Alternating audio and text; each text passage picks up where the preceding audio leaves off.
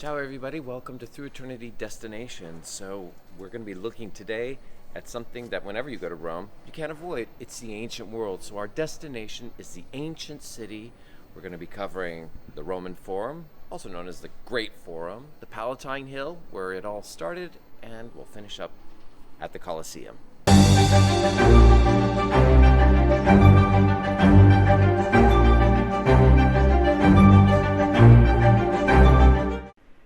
I'm so happy to be taking you along with me to one of my favorite places in Rome, the ancient world. To get there is pretty easy.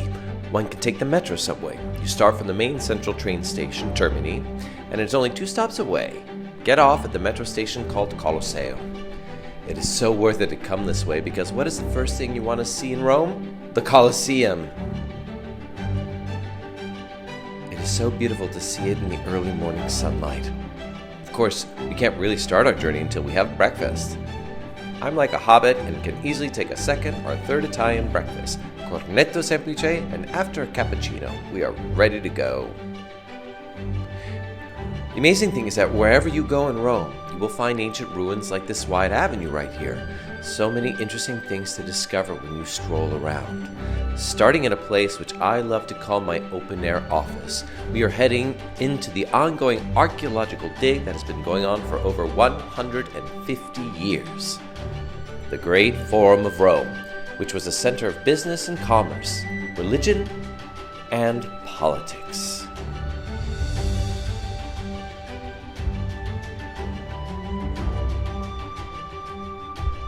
Let's walk along the path of the ancients and follow their footsteps and spark our imaginations.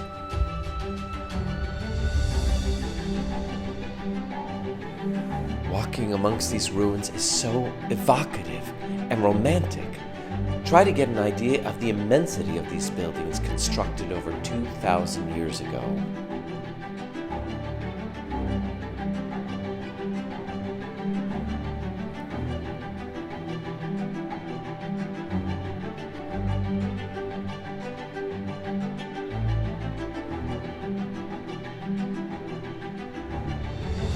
It's truly glorious when you think that this place here was really the heart of the city, the empire, and the ancient world at that time.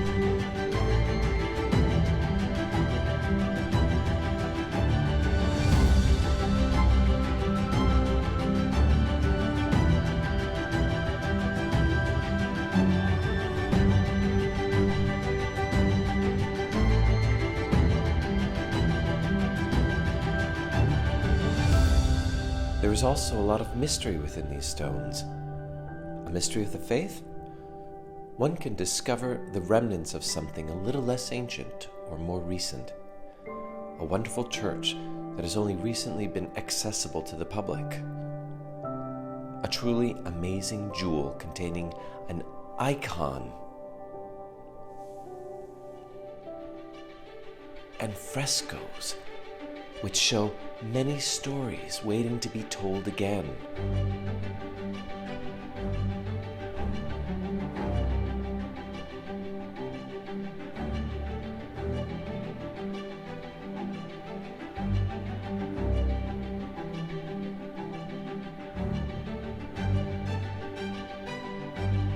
This place has many different pathways that lead you to ancient gods and emperors.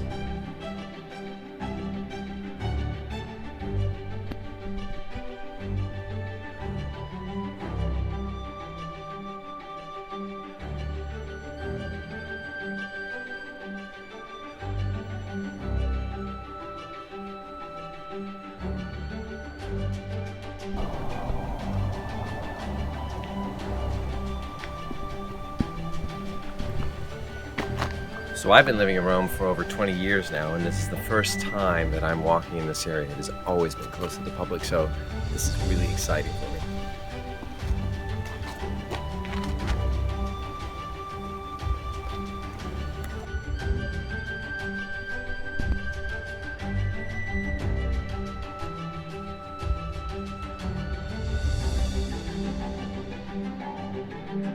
It's so incredible to be able to see the pedagogium, where slaves were trained to be of service to the imperial family.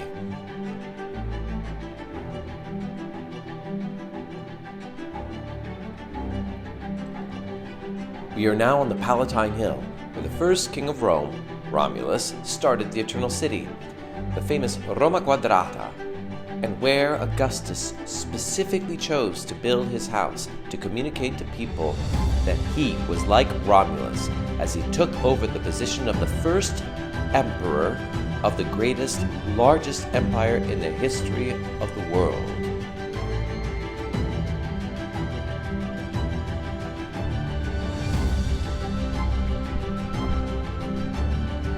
Is everybody ready? Because we're about to walk into the palace of the emperor. In fact, the word palace is derived from the name of this hill, the Palatine Hill.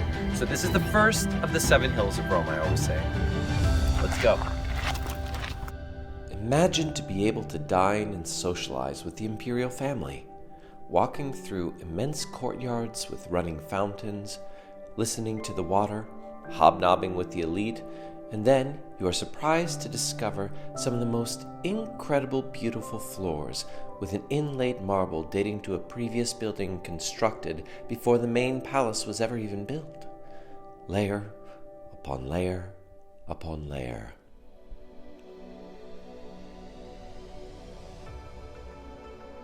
Talking about layers? On top of everything ancient on the Palatine Hill, there was once built a plethora of Renaissance palaces and one of the greatest botanical gardens of its time for the whim of a cardinal. A garden to be enjoyed for all the senses, spectacular views for the eyes, birdsong from the aviaries for the ears, and the sound of water in the rustic fountains. Even before archaeologists started to dig and explore this place, imagine that during the Romantic period you have wealthy European aristocrats, great artists and writers all dreaming of coming here to walk amongst the ruins to be inspired from what they saw and experienced. This is the kind of Rome that they knew back in the 1700s. Walking like we were until unexpectedly they come upon some of the most famous monuments of the world, the Circus Maximus,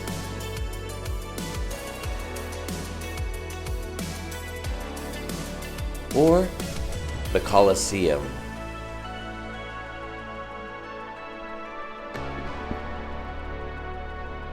As you walk with me into the shining sunlight, stepping away from the shadows, you can imagine hearing the crowd scream when the gladiators entered into the arena.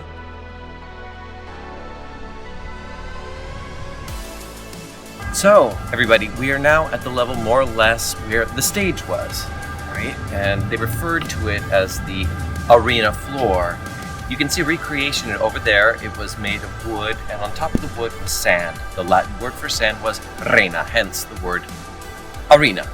But what's also wonderful is that we can see these elevator shafts, because like any kind of professional stage, there were a series of trapdoors where elevators were pulled up and animals or scenery could pop out.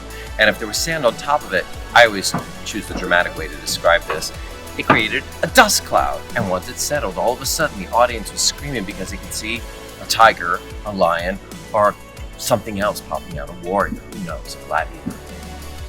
If you know where to look in the right place, you can even see signs of others who came to visit the Colosseum through the centuries.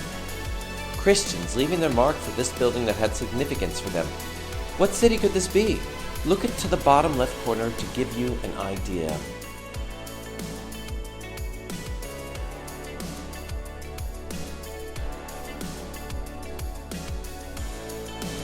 Alright, so I've been here thousands of times. I have a very particular way of going up the stairs. Watch.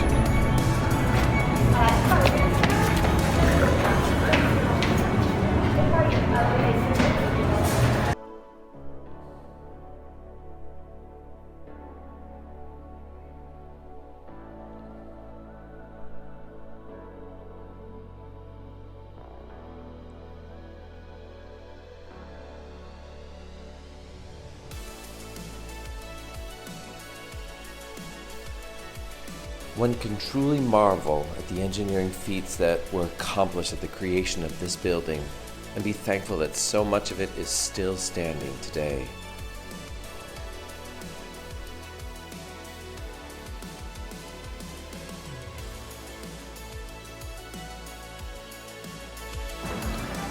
And that's a wrap. Thanks so much for joining us for our destination series today, the ancient city. We're ending up in the Colosseum. Please remember, if you did enjoy this, to subscribe and also click on the bell to be notified of any other video that we have, because we're coming out with new content each week. And also let other people know about us. And if you're all also interested about the tours that we are offering, please click on the links below.